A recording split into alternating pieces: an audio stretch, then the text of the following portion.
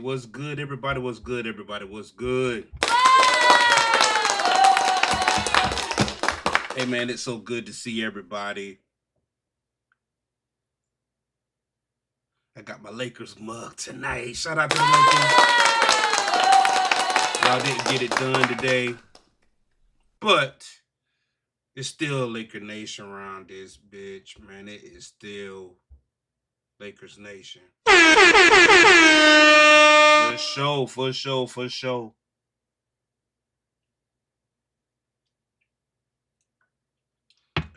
I want to know how many of y'all are actually Lakers fans. You know what I'm saying? I really want to know, man. How many of y'all like old school Lakers fans? Okay, like y'all been cheering for the Lakers since since the '90s, right? Since the '90s when Kobe Bryant was just a rookie. You know what I'm saying?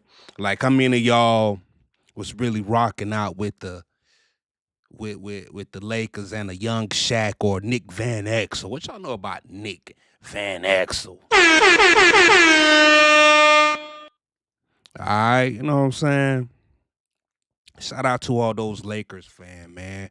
We didn't get it done. Ant Man, he's the new kid on the block. Shout out to Ant Man. That boy's a beast, you know what I'm saying? Um, and he put something on those Lakers, man. They gonna have to do something. LeBron, yo, you're gonna have to do something, bro. Luca, you're gonna have to get it together, man. Um, I hope that they make a trade. I hope that they do something and get Giannis because Giannis is looking to make a move up out of Milwaukee. Now that would be that move, man. Luca, you know what? I can see that actually. Luca, Giannis, and LeBron playing the third fiddle in LA, the Lake Show, that'd be Showtime 3.0. Showtime 3.0, man. Go ahead and book it. That's Luca, Giannis, and LeBron. Go ahead and book us for the championship in 2026. Make that happen, Lakers Nation. Make that happen. But enough with basketball. Today's topic, man. Today's topic, what we're going to be talking about is we're going to be discussing these autonomous trucks. Aurora had made history today. Okay. Aurora, the, Aurora, the autonomous technology company, because it's not a trucking company. What they do is Aurora, they build this camera system, this technology that allows your truck to drive all on its own. Okay. And you can basically go to Peterbilt. Okay.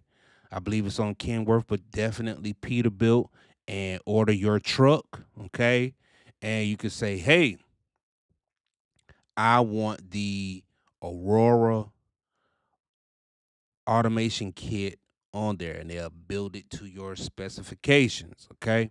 Now, Aurora had did something today, right? They had made history because they've been practicing for a few years now in the state of Texas, trying to they've been deploying these trucks running a lane from uh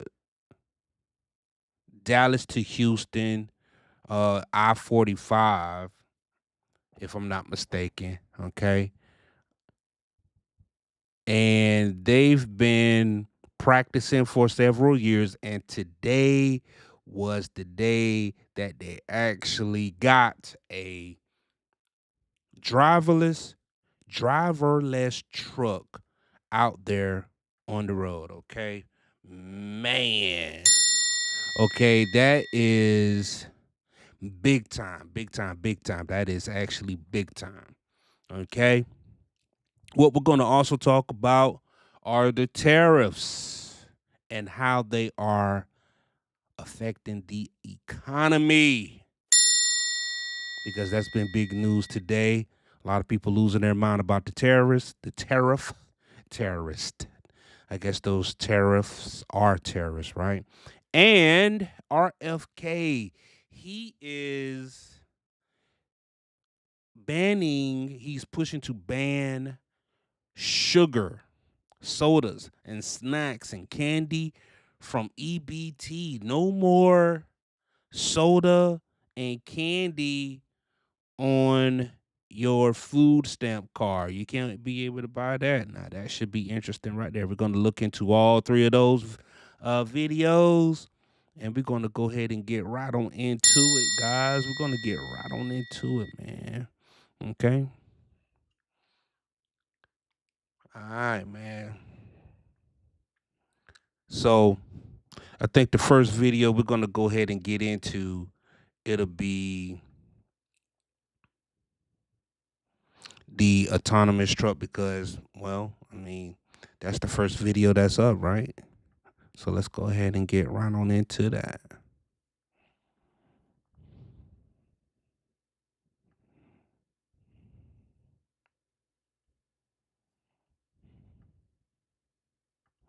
Let's go ahead and get right on into that. Booyah. Mm-hmm.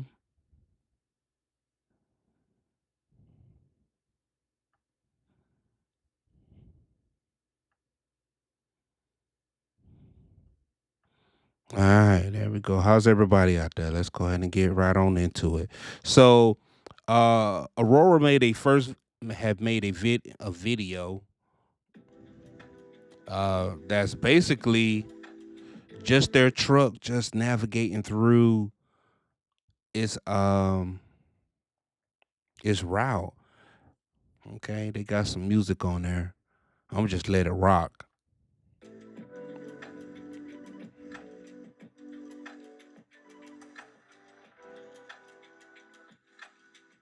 I'm just let it rock. The video is sped up. Now, to me, it looked like somebody is in the truck, at least in the back, because you have the windows halfway down. Okay, so, but there's no one in the driver's seat, as you can see.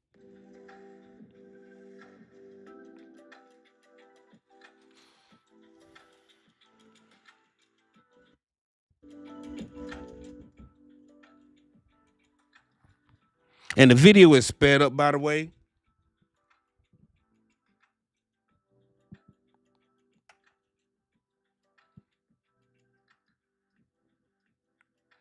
And from the looks of the video, it looks like it's driving at a speed where the cars are passing it on this left. So, yep. I haven't seen where it's traveling at a faster speed than traffic, so that's a good thing for the most part.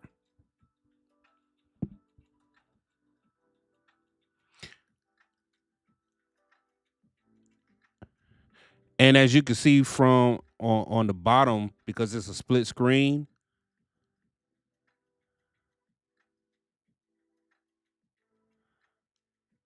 okay, like this is interesting down here, right? So on the split screen, it has its vision, what's in front of it, which that was pretty cool because it had switched lanes.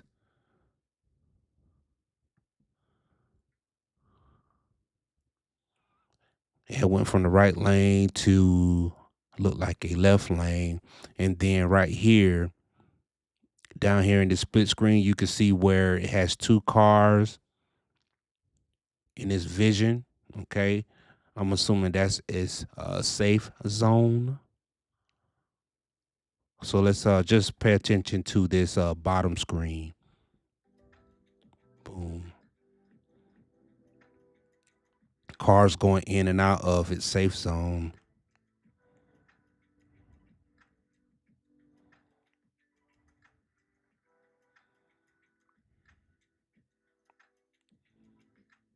And it looked like it'll probably slow down to allow cars and vehicles to get that safe following distance. Something that you drivers need to do a better job out there over the road. But we already know that y'all do a good job out there, especially all you American truck drivers, okay? Y'all come from these great driving schools, Prime Inc. Shout out to Prime Inc. Shout out to Swift Academy. Shout out to Schneider and all you trucking schools out there, man, passing those American drivers who can read and write English. Okay. You saw how that one truck, got beside it and then kind of sped on up. Like, I wonder, like, once you pull up beside this truck, you're in your truck and you see no one in, the driver's seat. You're like, what? I want to know what your thoughts are.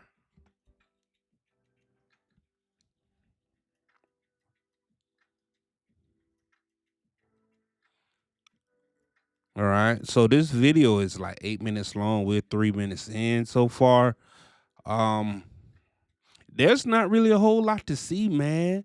Like this truck is not doing any wild turns. It looked like it's basically just a straight shot.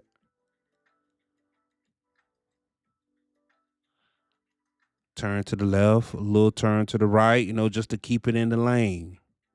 Okay, now it's on a steadier highway, a busier highway, I should say, more lanes, okay? But it's in the second to right lane, okay? And this is look like a 1, 2, 3, 4 lane highway or 8 lanes. And it's allowing vehicles to just pass right on by it, get on and off of ramps.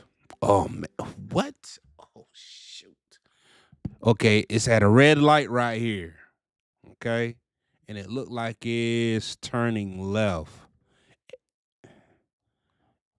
Okay, it just made a left turn. Okay, all right, but left turns are easiest to do, especially when you have a lot of room. Okay, that was a good right turn. We had another red light. Okay,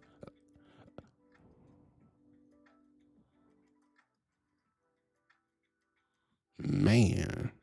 Okay, it looked like it's going through a more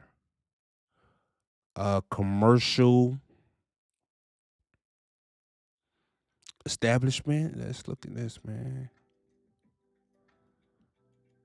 It's handling traffic very well, actually.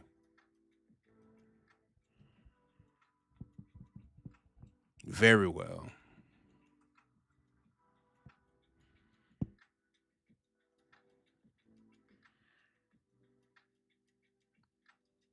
Wow. I mean, I'm impressed. Like real talk. Like I am impressed with what I see.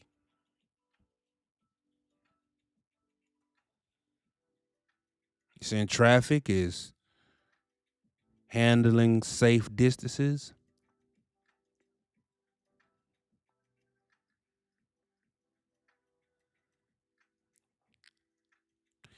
and you can see the speed limit. So it goes up to 65 miles an hour. That's where it's maxing out at.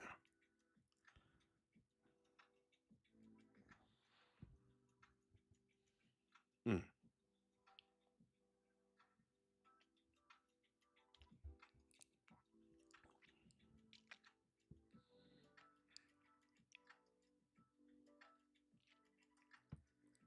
And then it slows back down and it speeds up. Man, the robot truck is here.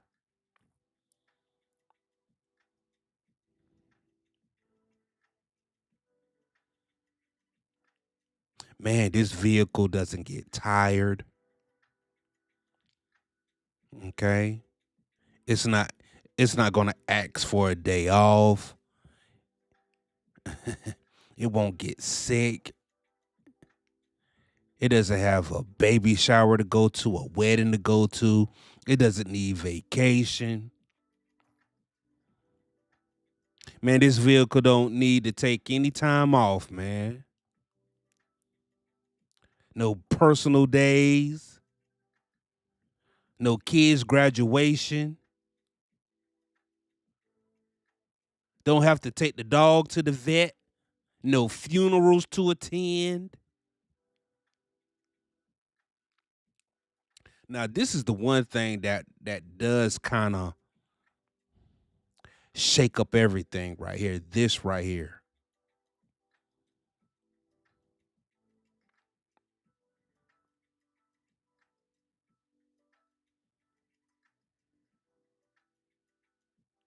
Like I'm just thinking of the possibilities now. Like now that I really wrap my mind around it, like in your personal vehicle, you can have your own chauffeur. Wow. Imagine, just imagine, y'all. You've been drinking. Damn, you've been drinking at the bar all night and you have this technology on your car, man.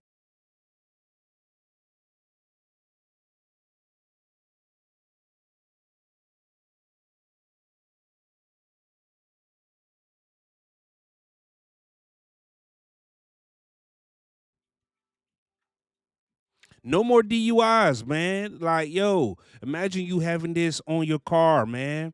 Okay, you going to whatever dealership. Let's just say that you're going to uh Cadillac dealership and you want to go ahead and put um the Aurora on your Hummer. Okay? Man, that is amazing, dog. That just made me like really, really brainstorm on that, man. That just holy moly. Let me go ahead and give them a round of applause because I wasn't really, really, really expecting that, right? Um, let's go ahead and move all of this up out the way. Because I was because when I first thought about it, right, I was like, man, this going to be taking people jobs, right? But then, it kind of hit me like, yo, what if like you put this on your personal vehicle? Okay? Like what if you put this on your personal vehicle, you have your own chauffeur, okay? Now now you can actually drive, well, ride intoxicated, okay? No more DUIs. Mm, mm, mm, mm. Hey, that is a stream of revenue that's just broken into right there because look here, you can go bar hopping, you can go club hopping, binge drinking, whatever it is that you want to do, and all you have to do is just punch in your navigation system, sit in the back seat, sit in the back seat, or the passenger seat. If you got a coupe, you're probably in your Challenger. You know what I'm saying? And it's probably going to be an EV by then. Okay, or whatever vehicle you're riding in, right? And you are lit. I'm talking about you are slizzard. You can't even walk. And that car's gonna taxi you home, dog. Let me turn that back up, man. Look, that Aurora is gonna taxi you home. Oh wow, see, I'm thinking clearly now, man. Oh man, that is a wonderful, wonderful, wonderful idea. Um, because now, like I said, you have a competent driver to get you home. Like they should put this on personal vehicles. Don't just stop. Don't stop on semi trucks, right? Don't stop there. Put it on these personal vehicles where it's really, really needed because most car crashes, vehicle accidents come from, check this out, drunk driving or DUIs and distracted driving. Now you can do all of that. You can drink while scroll on your TikTok while you let Aurora do the driving, man.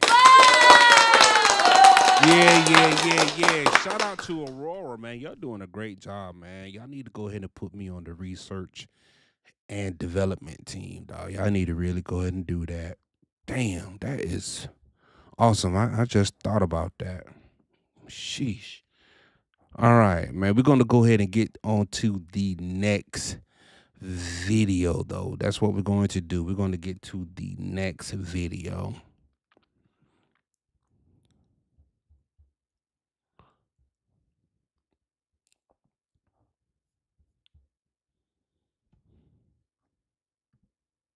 Because 145. Hold up. So this one right here is going to be the port closures. Well, the ports are slowing down. Not necessarily closures, but the ports are slowing down. Okay. And we're going to have to do something about that, okay? So let's go ahead and rock on out with this. Let's see what we got. The Port of Los Angeles says it does expect shipping volume from China to plunge about 35% next week. The president addressing this just a short time ago. You know, they're sending boats, the biggest boats in the world, carrying cargo. Hey, man, that's Rubio. He's that's a Florida man right there. Like shout out to Rubio. These are the biggest boats in the world, biggest cargo ships in the world, and they're coming and they're turning around in the Pacific Ocean. They're doing a big U-turn and going back because they don't want the goods because 145% tariff. But at a certain point, I hope we're going to make a deal with China. We're talking to China.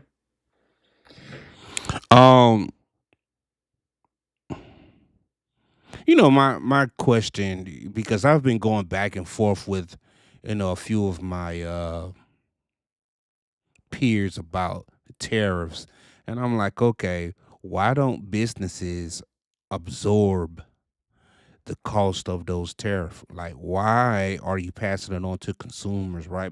And then I had used the example because they was like, well, that's not business, and I'm like, well, I had used the example of Sam Walton in the 80s, 70s, 80s, and the 90s, where he had scaled his business while absorbing cost. And I'm talking about crazy costs. Like, he was taking exchanges, like he was taking returns from everywhere, and he had a very simple policy: the customer was always right. Okay, get them low prices and the customer is always right. And a lot of those customers who were customers back in the 80s and the 90s, they are still customers to this day. Like, I am faithful to Walmart, and I'm like, yo, why can't businesses do that now? Like, why can't they absorb, right, the cost? But let's watch the rest of this video. We're joined now by the official who gave that warning about the dip in containers coming into the port, Gene Soroka, the executive director of the Port of Los Angeles. Gene, thanks for being with us. Can you just explain to us why you're expecting port volume to shrink more than 35% next week? Is this all tariff related? Is it all China, or is it other countries too? Good afternoon, Brianna. It's all tariff related, whether it be China, which now, if you buy a product from there, it's 2.5 times more expensive than it was just last month. The 10% tariffs on all other countries, including those in the Pacific Rim that we trade with, are also expensive. So we saw some big companies bring inventory in over the last 9 months to try to build up stock. Not everyone had the ability to do that and store. Those small to middle-sized companies are really in a quandary right now. So we had about a 7% uptick in business. That made me also think about like warehousing. Like our companies will, because we seen warehouses close, like will inventory actually come back and be stored shoreside to try to counterbalance these tariffs. Like people got to really use their head, man. Like, yo, you can store your goods here. It's safe. It's going to be secure. We're not going to charge you too much, you know. Store your goods here. Warehousing. Here in the month of April, that's the end of the surge to pad inventory. The month of May right now, we're projecting next week's volume to be down by 35%. Ship sailings, 17 of them have been canceled out of a scheduled 80 or so. That shows that the drop will be precipitous and fast. And I think you handle more container ships than any other port, right? So how long is this sustainable for port workers there in LA? It's not. We're at a crucial time right now. We're the largest container port in the Western Hemisphere, 25 years running, a leading indicator of this great U.S. economy. And what we're seeing now is that dock workers, truckers. I just noticed that he has the LA, the port. I was thinking that he'll be somebody else because he doesn't look like a blue collar guy. He looks white collar, but shout out to him. Warehouse folks will be having less job opportunities beginning next week. If you're a trucker today hauling 4 and 5 containers, beginning next week, you'll likely be just moving 2 or 3. Dock workers who've been getting overtime, working double shifts, will likely work less than a full work week. This will hit our local and regional economy immediately. Gene, talk to consumers who obviously. All right, so truckers going to be losing some work next week. They said that if your freight, you're hauling, you're going to be cut down to 50%. So if you had 8 loads per week, you're going to go down to 4. All right. If you are working at the warehouse, working on those docks, you might get 35 hours a week. Let's see. Rely on these products coming in, about what kind of products you're talking about, how this might compare to some of the shipping disruptions that they became familiar with during COVID. Wherever you're watching or listening to this broadcast right now, likely you're looking or wearing at something that was brought in from overseas. 90% of trade moves on water, 45% of our business. Executive director. The Port of Los Angeles is with China, whether it be furniture, electronics, appliances, clothing, and footwear. The American consumer will be affected with less choice here in the weeks ahead. So that means that there will be more opportunity for entrepreneurs to really take advantage. So if there aren't any product on the for shelves and online buying platforms, and likely prices will rise. These tariffs will be passed on in cost structure to the American consumer. And there's a lot of talk right now by the Trump administration trying to create. Because this is what's going to happen. Businesses and stores that have a high overhead, your Targets, give me something. Target has a high overhead. What's that electric store? Best Buy, high overhead. Hell, let's go ahead and say Walmart too, high overhead. Okay.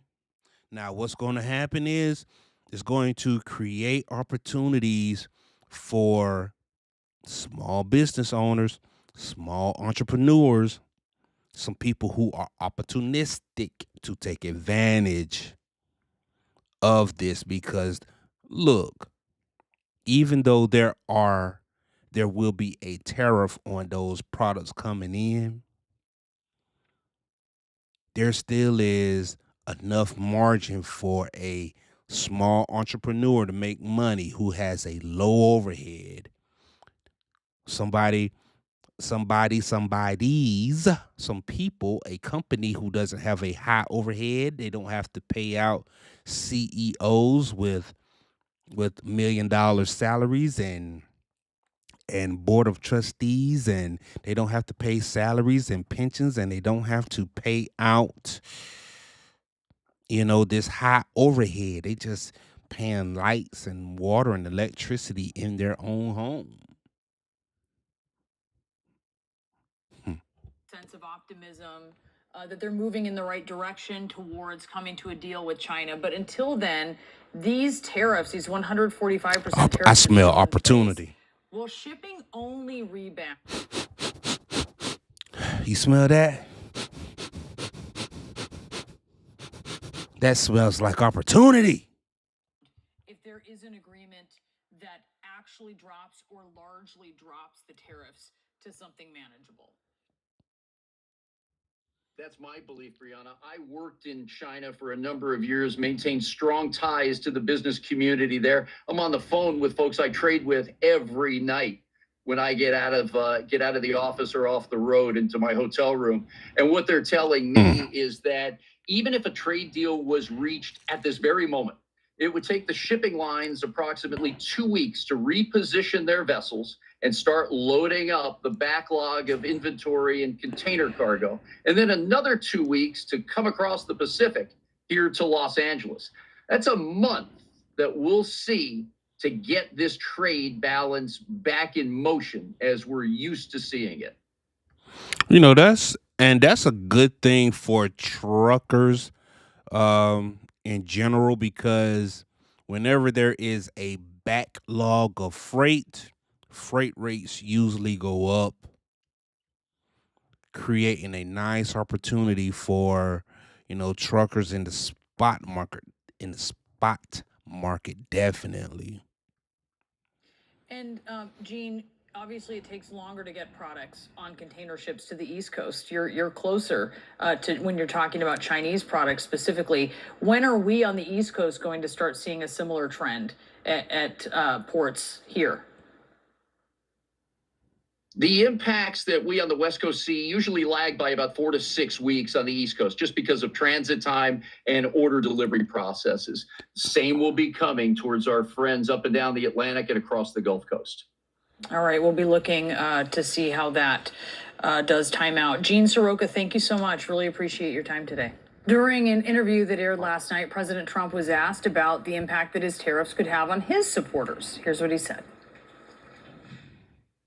People are worried, even some people who voted for you saying, I didn't sign up for this. So how do you answer those concerns? Well, they did sign up for it, actually, and this is what I campaigned on.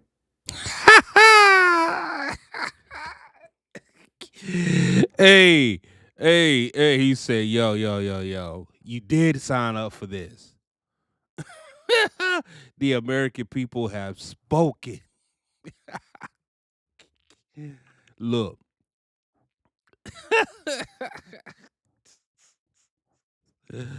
Hey, man, he wanted to say, what are you talking about?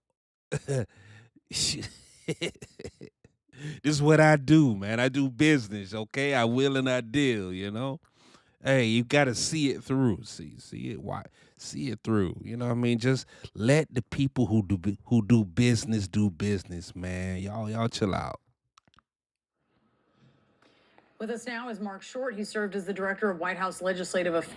Man, this white man don't have not damn bit of hair on his face.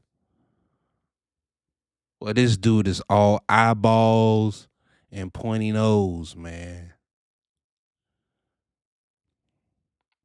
I don't think he's married. And if he's married, I don't think his wife love him. Under President Trump, he's also former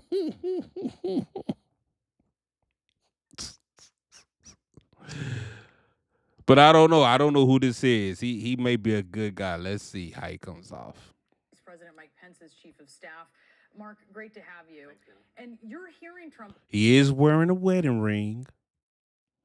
He's leaning in forward. His body language, he's leaning in. He's engaged.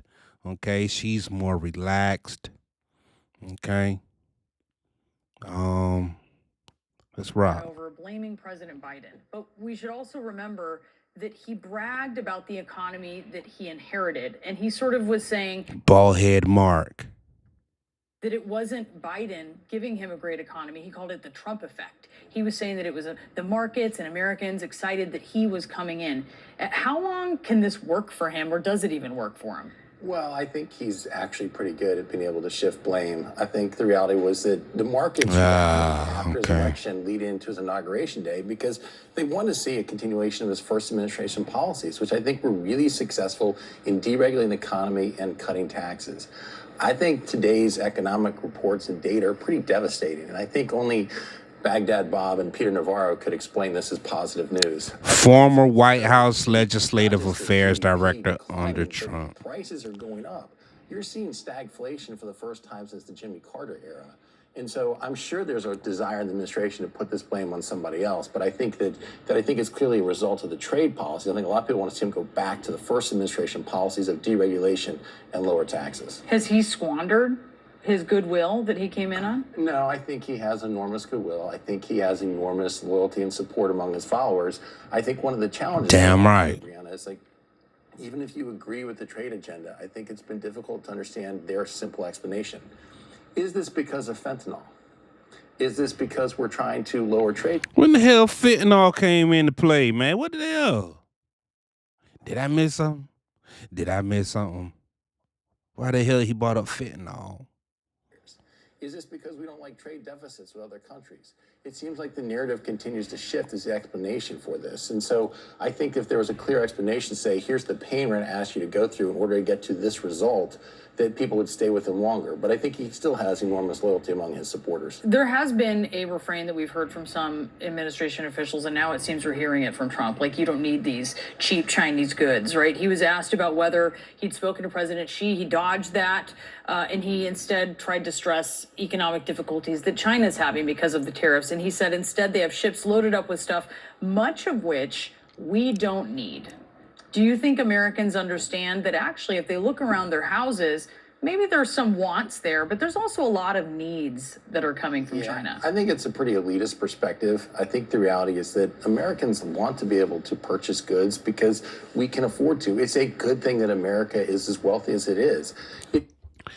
You know what Americans need to get back to doing, though?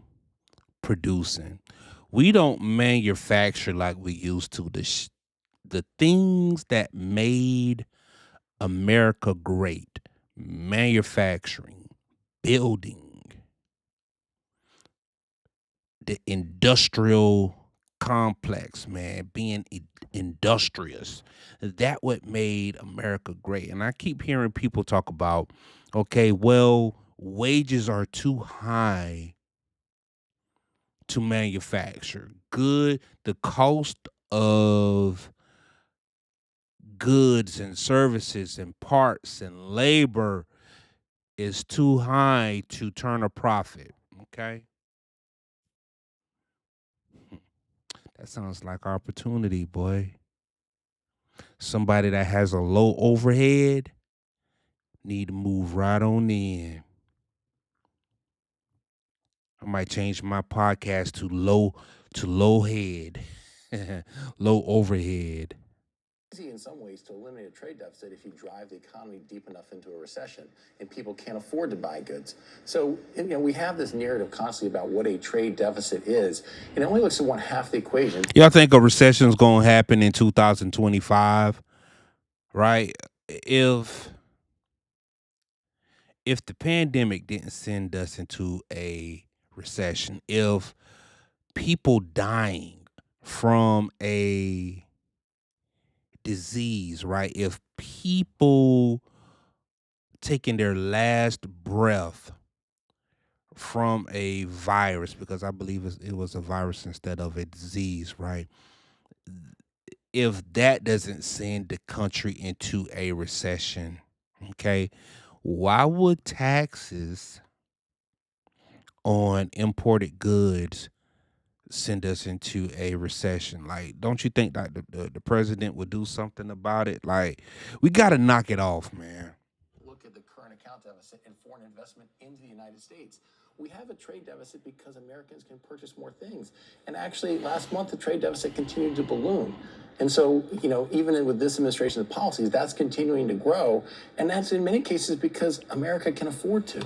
35% drop in cargo arriving at the Port of Los Angeles expected next week. How much of an effect is that going to have politically? I think it's going She's to be a bad, huge too. effect in a couple of weeks, Brianna. I think that right now you're hearing the numbers, you're seeing the numbers, you're seeing consumer confidence go down 5 months in a row. But if there's actually shortages of supply in grocery stores and other department stores, I think that's going to have a much different impact on voters.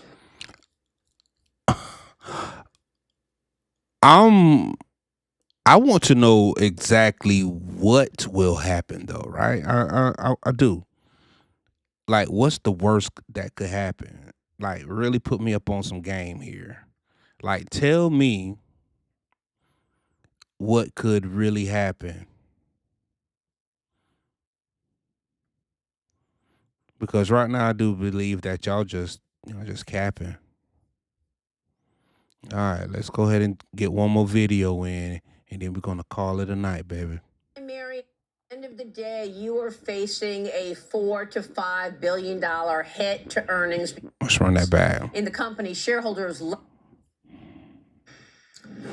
Welcome back. General Motors this morning cutting its outlook for 2025 because of a $4 to $5 billion dent in profits over tariffs. In the company's shareholders letter, the company writes, quote, incorporating the positive impact of the administration's action this week, we are updating our full year.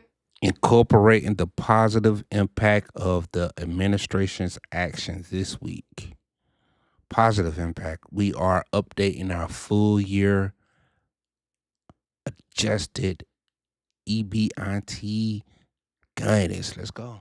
Adjusted EBIT guidance to a range of 10 to 12.5 billion. So Mary, and she's been the CEO for a while, because I think she makes like $25 million a year. Like, she has a really good salary. She has an excellent salary, including a current tariff exposure of $4 to $5 billion. Mm-hmm. General Motors reported strong earnings earlier this week, but withdrew prior guidance and pushed the investor call back until this morning as a result of uncertainty over tariffs. We did get some clarity earlier in the week on Tuesday, when President Trump signed a pair of executive actions relieving domestic car makers from paying stacked tariffs. Joining me now with more on all of. Okay. So he can like will and deal how he does the taxes. That's good. This is the CEO of General Motors, Mary Barra. Mary, it's great to have you this morning. Thanks so much for spending the time. Well, it's really great to be here with you today as well, Maria. Thank you. Tell us about 2025 and what you are expecting as a result of these tariffs. Shout out to Mary. Hey, Mary sitting in front of that Corvette. Little red Corvette. Baby, you're much too fast. Little red Corvette.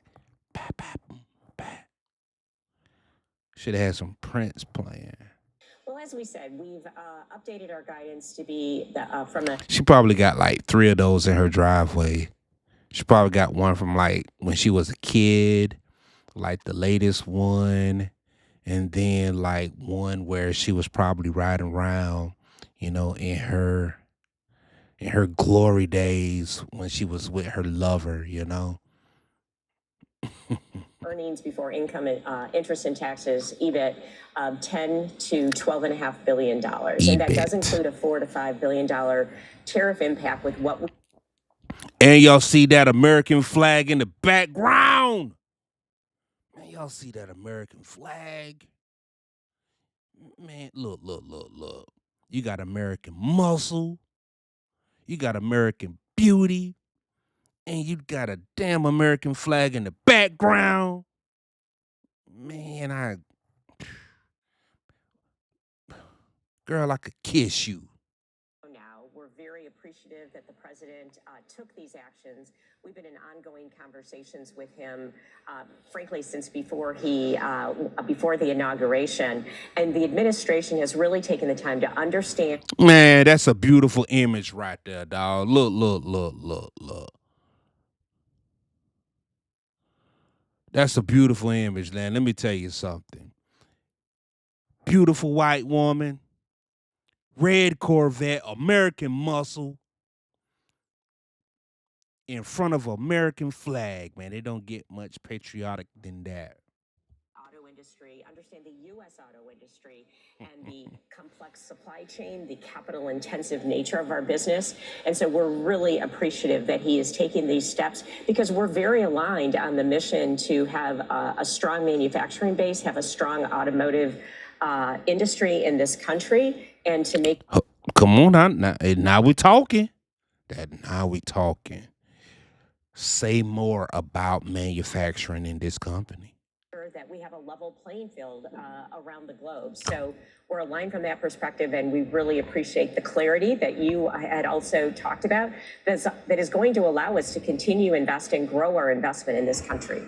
Yeah, and that's really what I want to talk about because, of course, you have incredible credibility, not just on Wall Street's watch, but also from within your company. I mean, your father was a GM factory worker. You worked summers at GM factories. You've been leading this great American company for so long. Have you ever seen a period in your time here in this business and as a student of this industry as what you've seen recently in terms of how tough it's been? Well, thank you so much. I am super proud that I followed in my father's footsteps, and together the two of us have over 85 years with this company. Okay, look. I have a homeboy who swear, and I'm going to post this video. I'm probably going to cut it, definitely.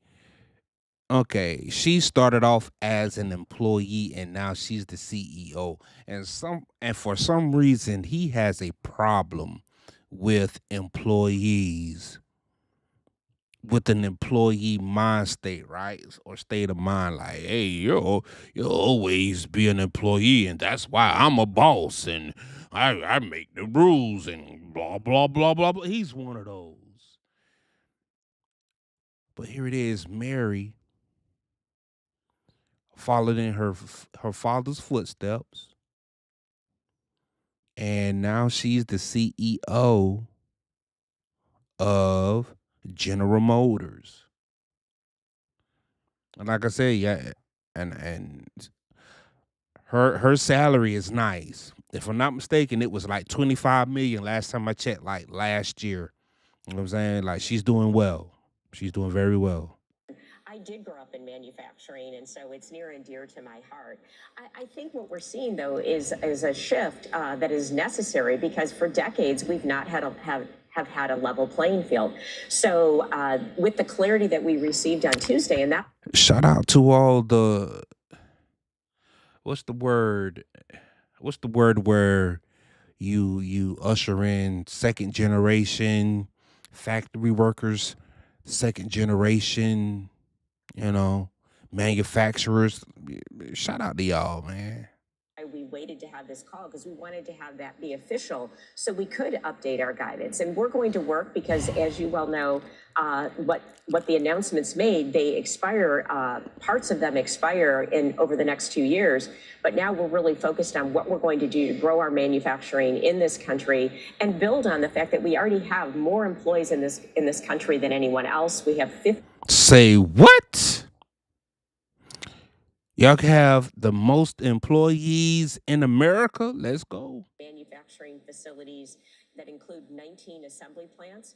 And so we're going to continue to build on that and support the 1 million people in this country that depend on General Motors, our employees, our dealers, and our suppliers. Come on, man. But at the same time, Mary, at the end of the day, you are facing a $4 to $5 billion hit to earnings because of tariffs.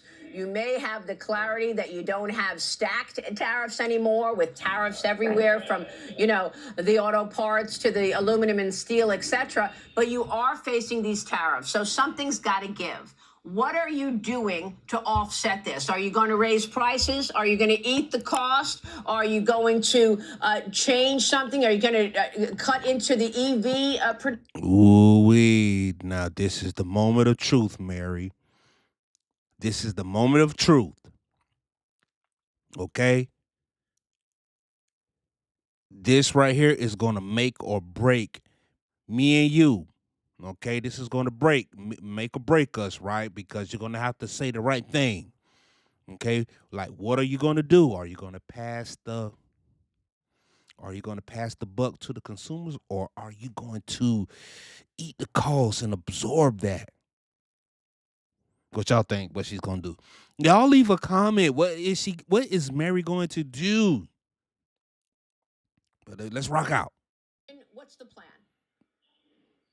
Well, one of the things, and we've already started to do this, we've added the capacity at our Fort Wayne assembly plant in Indiana that builds full-size trucks that have added workforce to be able to.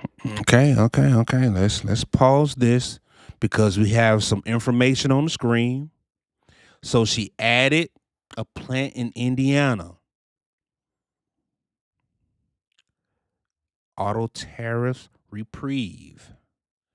First year offset 15 or 25% on foreign parts. Then you got the second year offset 10% or 25%. And then your third year offset 0 on 25%. Let's see where she goes. 50,000 more trucks in this country yet this year, and that's on an annualized basis. Okay. We're continuing. We have already built 2 battery cell plants in this country with our joint venture partner. We're in the process of building a third. Already our supply chain, and this is something we started doing a few years back, as we recognized we needed to have supply chain resiliency. Okay. And over the course of the last 5 years, we've increased the number of parts going into our vehicles assembled in the U.S. by 27%. Man, shout out to you, Mary. Man, look, dog. Shout out to you, Mary. Reliance on China for parts. In some cases, they're the only place where the parts are available. That's now down to less than 3%. So our overall USMCA compliance is already at 80%, over 80% actually, for the vehicles that we assemble in this country. We're going to continue to work. Hey, Mary is single too. Shout out to Mary. I'm going to send her some flowers. I don't know if she's a mother, but I'm gonna send her some flowers to the General Motors headquarters. That's what I'm gonna do. That's what I'm gonna do, Mary. I appreciate you. And I love you. Thank you.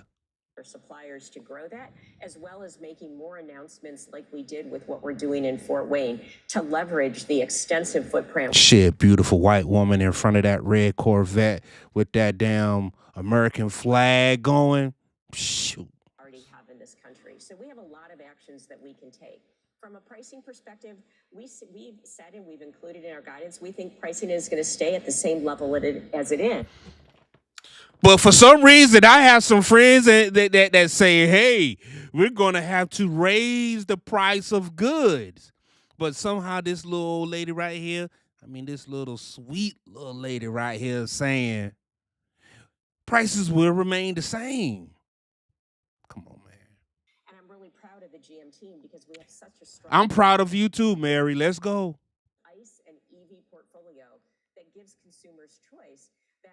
And we've been able to maintain discipline and not have high incentives because our vehicles are in demand. So we're going to keep focusing on the customer, giving them choice, and we think there's a lot we can do to impact those tariffs by continuing to increase our U.S. content and continuing to build even more cars in this country than we... Hold on. Barry, did you say that you're going to continue to build and build more in this country? Today.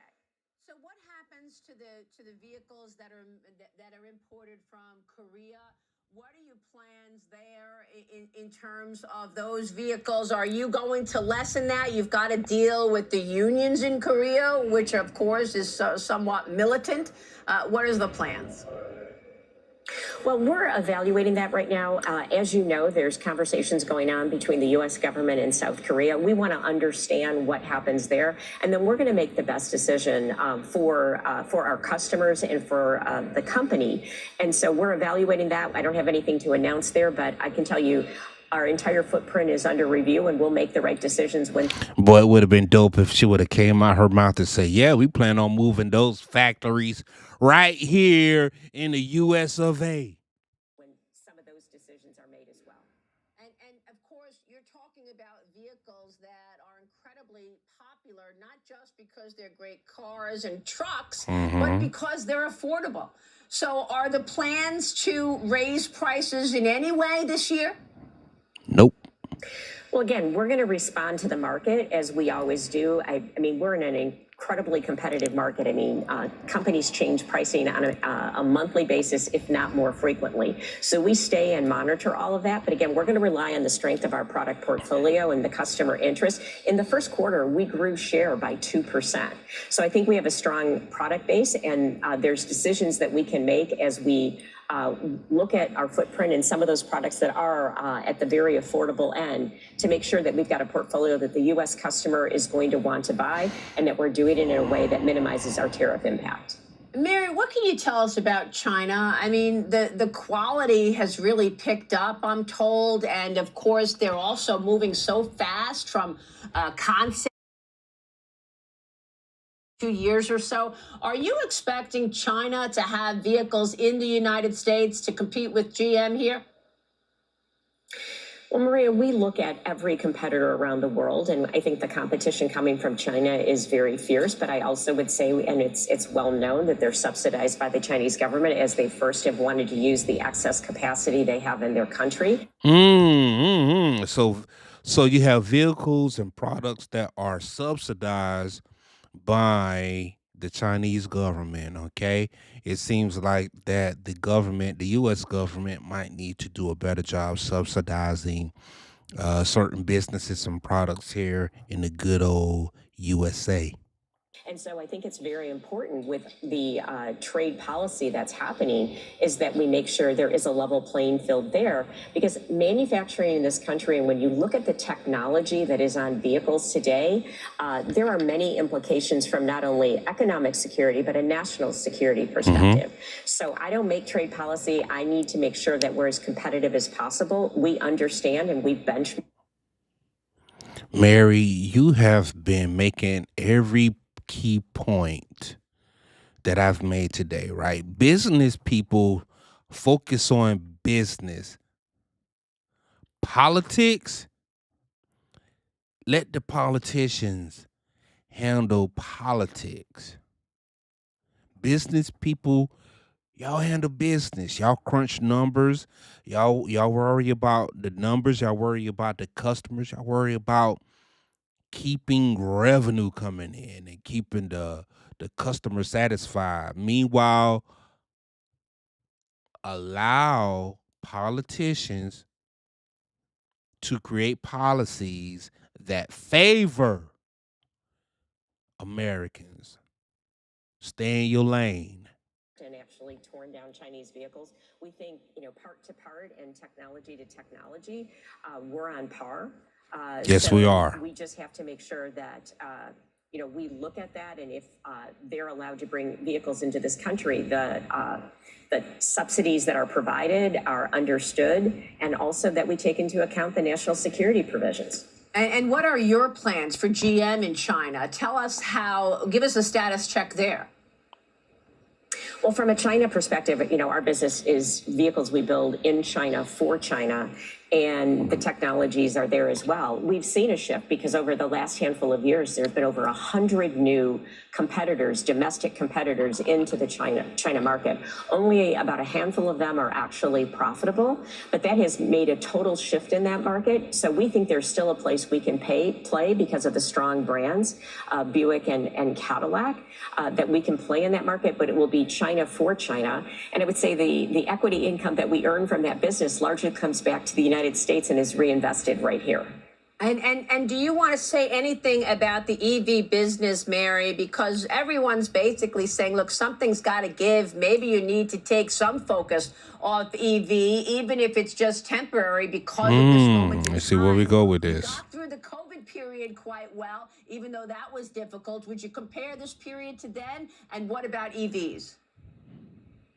We did, and I'm really proud of the team for how we managed through COVID and then the semiconductor shortage. I would say this situation is much different. We understood the issues in a matter of months. We've been able to have good dialogue with the administration and the president to make the right decisions so we can continue to invest and have a strong U.S. base. So I would say that, that is really the focus of where we've been from a U.S. perspective. As we go forward, we're going to continue to build on that. And when you say build on that, are you saying that you will keep your product investment at these levels, or are you changing that? Well, great question, Maria. What we're doing now is we have already over the last couple of years, because EV demand has not reached the levels that we thought it would. And so we've already scaled back. There was a Shout out to Elon Musk and Tesla, right? Great marketing. California, y'all helped push the EV idea because, over in California, y'all done created laws and put it on the books that trucks need to be at certain specifications by 2030. Like y'all did that, California. Shout out to y'all with the help of Elon Musk. But the rest of America isn't there. Infrastructure isn't there. Thank God for rental vehicles where you can get a chance to test drive these cars for a period of time and experience it and sit with it and be like, you know what? This is going to work. This won't work. You know what? You can make a decision, an informed decision. Like, you know what? I don't want to sit at a charging station for 20 minutes waiting on my vehicle to charge just to go another, 100 miles. I don't want to do that. I don't want to sit at the charging station, okay? I don't want to do that. When I can go to a fuel pump, in and out, I done filled up my tank in less than 5 minutes. Gone. And I grabbed a Kit Kat and a Red Bull too. plant that we were bringing online that we have actually sold back to our American that shit. they can use for other demand that they have. We are also really focusing our investment on EVs right now on improving efficiency and improving the price point, because as we know, EVs are more expensive because of the battery technology. Yeah. And so we're investing in changes that we need to make to get our EVs go from variable profit positive to overall profitability. That's where our focus is on EVs, and we'll be guided by where the consumer demand is and what investment that we make from an EV perspective. And actually, I was talking about product spend overall, Mary. In terms of your product spend, you've got to keep spending on product. Mornings with Maria. Product spend overall in 2025 looks like what? It'll stay about the same. We've said it's between $10 and $11 billion of capital investment, and we have not changed that or our engineering and R&D budget, because you're absolutely right. We have to keep innovating and have the best products out there with safety technologies, with technologies that allow the consumer to be more connected than ever before. And we're going to continue to make those investments because that's so important for our future. Man, I'm going to just pause it right there. She doesn't have to say too much. There's only probably about a few minutes left, man. She done hit all the key points that I needed to hear. Okay. I think we do have one more video left, though. I do believe that. Let's see. Yeah, we already took care of that.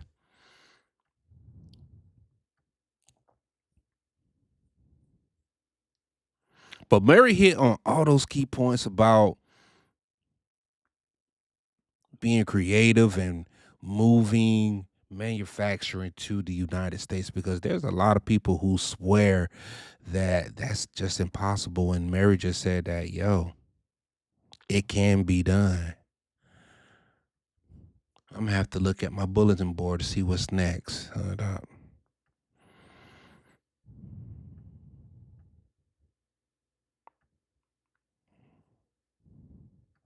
Let's see what's next. We have RFK. Man, RFK. So RFK, he is taking sugar off of EBT. I want to know your thoughts on that.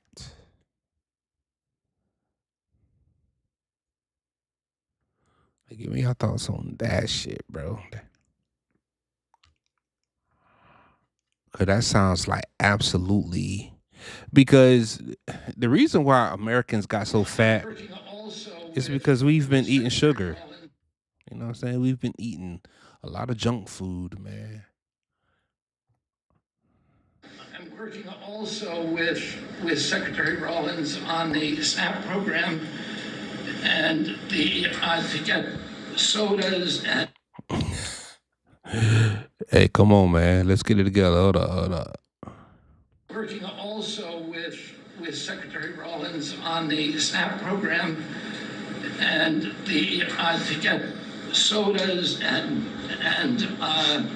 candy off of the food stamp program. 10%. Sodas and candies off of food stamps.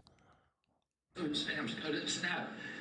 And I want to thank you for your courage. You are a business-friendly president, probably the most business-friendly in our history, but you're also willing to stand up to very, very powerful businesses, and you've shown that again and again.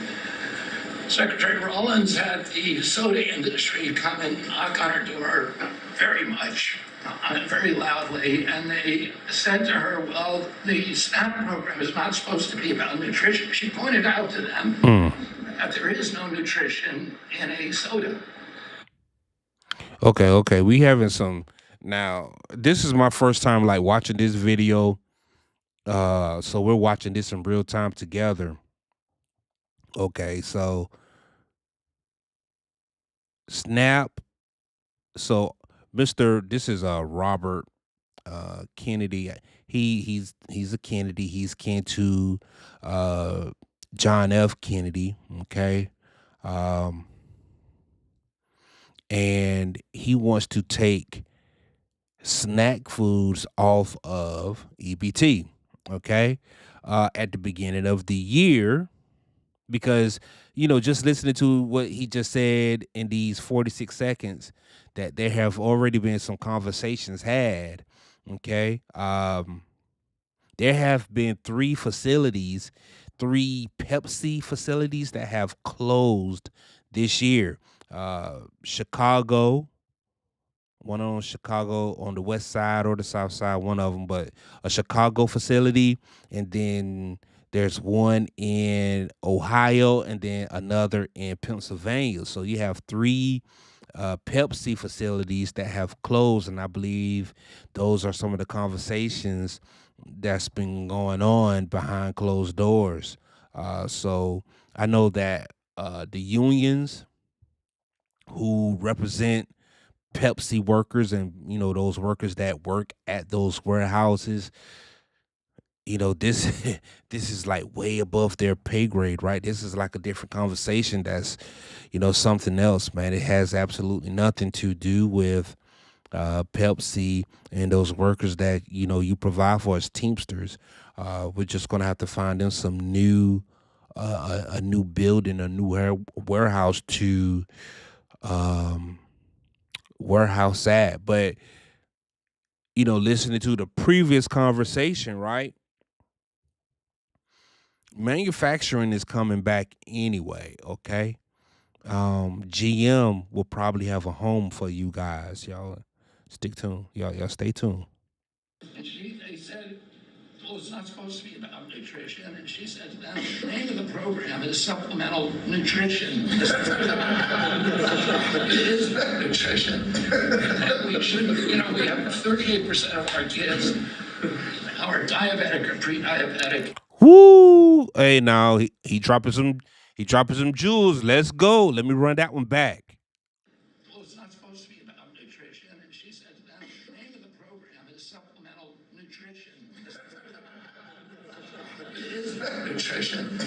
It is. We have 38% of our kids are diabetic or pre-diabetic, and we are paying at both ends. We're paying for the food-like substances that make them diabetic, and then we're paying bankrupt. We're spending $1 trillion a year on metabolic dysfunction.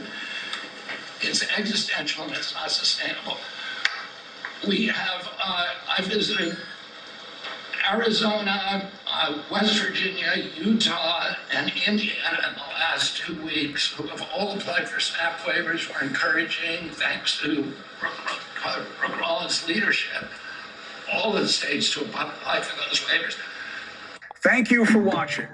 Oh, man. Damn it. Hey, I was locked in. Okay. So that was News Nation. Let's just read this.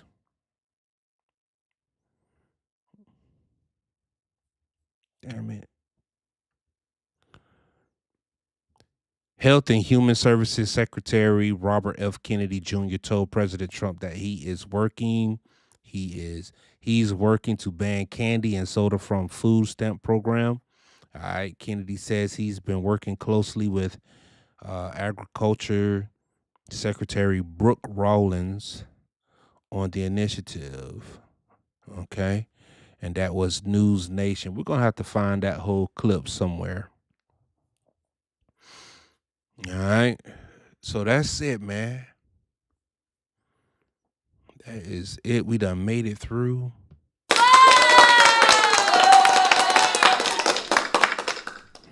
All right. We done made it through.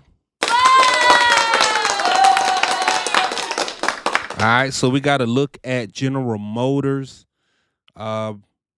Bringing manufacturing back. They're making manufacturing great again. They're making General Motors great again. You also have Aurora with the groundbreaking driverless truck today, man. Shout out them. Like whether you are for or against driverless vehicles, I think that's a great idea. Just the idea that you can be like potentially, right? There are no more DUIs. Like, who do you charge? Like, if there is an accident, and you are intoxicated in the passenger seat or rear of the vehicle, right? And there is an accident, like who's charged for that? Aurora? The owner of the vehicle or the owner of the technology? But either way, I think it's a good idea to have.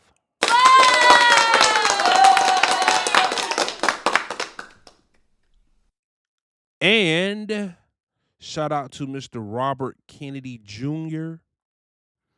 for pushing to take snack foods and junk food out of EBT and food stamps. That is huge because if you were to go to most of these hoods, most of these, projects, right, you can, the babies, they can go to the corner store with the mama food stamp card and go get a bag of potato chips, a candy bar, and a soda. Okay, on with mama food stamp card. Like, nah, man. Let's cut that out, man. If you're gonna send the baby to the corner store, no more sodas, no more potato chips, no more candy bars. We're not paying for that. Now, if you want to go ahead and get you maybe a pack of bologna, you want to get you a pack of what's in that refrigerator goods at the corner store. Get you some almond milk because they got almond milk, bottled water. Okay, maybe they start putting some fresh fruit. That's a push, ain't it? Fresh fruit. But y'all know what I'm saying. Anything other than the cookies, the potato chips, the soda, the candy bars on mama's food stamp card. Nah, that shit's coming down to an end, man. This is your boy, AK Harrison, though. Y'all let me know what y'all think, man. Y'all leave a comment down there, man. I'm trying something new. Okay. I'm trying something new, right? You feel me? The autonomous truck Aurora made history today with the first driverless truck route completed. You also have tariffs and the economy, how that's impacting us, General Motors. Shout out to you, Mary. And then you have battle for the grocery aisles. All right. RFK Jr. versus the sugar cartel. Okay. He's trying to make healthy food affordable again, man. Y'all let me know what y'all think about this, man. Y'all leave a comment. Y'all share. Talk about this thing, man. Until next time, I'm out, man. Peace.